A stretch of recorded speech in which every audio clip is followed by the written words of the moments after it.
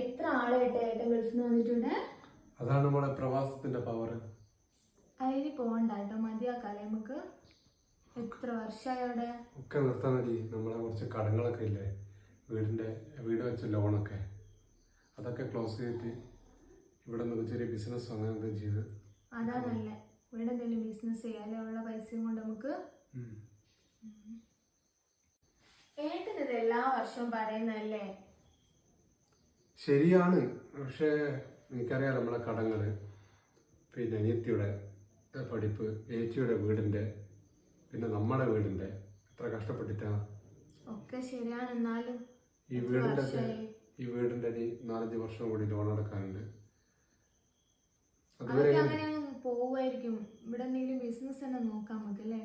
ശരിയാണ്, അതാണ് ഞാൻ നോക്കുന്നത്. എത്ര വർഷമായിപ്പോ, നമുക്ക് ശരിയാക്കാം അവിടെ തന്നെ.